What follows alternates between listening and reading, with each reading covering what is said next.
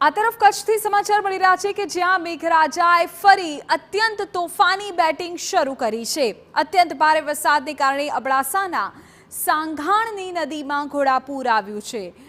પાણીનો પ્રવાહ પ્રચંડ વેગે વહેતો જોવા મળ્યો। સાંઘાણની ધસમસતી નદીમાં અનેક ગાયો તણાઈ। પાણીના પ્રચંડ પ્રવાહના આ ડરામણા દ્રશ્યો આપને બતાવી રહ્યા છીએ। કચ્છના અબડાસાની રવાના નદીમાં પણ ઘોડાપૂરની સ્થિતિ છે। નદીના પાણીનો ધસમસતો પ્રવાહ અનેક વીજ પોલને તાણી ગયો।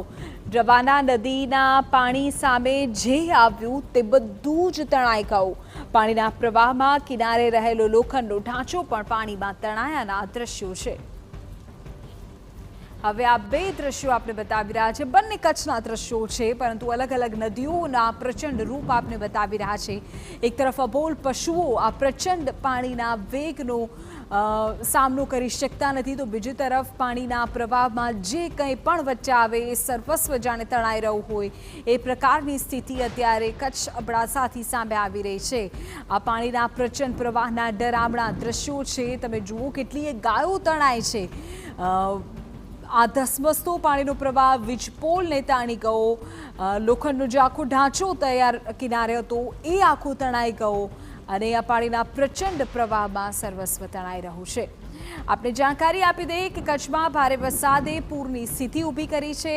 મુન્દ્રાના સિરાચા ગામે પાણીના પ્રવાહમાં ભેંસો તણાઈ। ધસમસતું પાણી આવ્યું અને પશુઓને લઈ ગયું। પાણીના આ ધસમસતા પ્રવાહમાં તણાતા અબોલ જીવના દ્રશ્યો સામે આવ્યા છે। વરસાદી કહેરના દ્રશ્યો છે। મુન્દ્રાના ગ્રામ્ય વિસ્તારમાંથી આ દ્રશ્યો સામે આવ્યા છે કે જ્યાં પાણીનો પ્રચંડ પ્રવાહ પશુઓને તાણી ગયો। કચ્છમાં ધોધમાર વરસાદ બાદ જે સ્થાનિક ધોધ છે તે સક્રિય થઈ રહ્યા છે। આપણે દ્રશ્યમાં બતાવી રહ્યા છું। ઉપરવાસમાં જોરદાર વરસાદ થતાં ધોધમાં નવા નીરની આવક થઈ।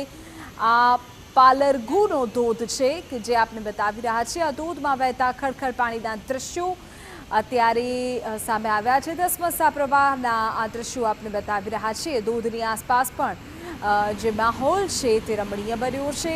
મહત્વનું છે કે હવામાન વિભાગે ભારે વરસાદની પણ હજુ આગાહી કરી છે, ત્યારે હાલ તંત્રએ આ ધોધ પ્રવાસીઓ માટે બંધ કર્યો છે। અહીં કોઈ અનિચ્છનીય બનાવ ન બને તેના માટે પોલીસ અને ગ્રામ્ય રક્ષક દળની ટીમને તૈનાત કરી દેવાઈ છે। હવે આ ત્રણેય દ્રશ્યો આપ જુઓ। આ કચ્છના ત્રણેય દ્રશ્યો છે। એક દ્રશ્યમાં જોઈ શકાય છે ગાયો ભેંસો તણાઈ રહી છે, અબોલ પશુઓ તણાઈ રહ્યા છે।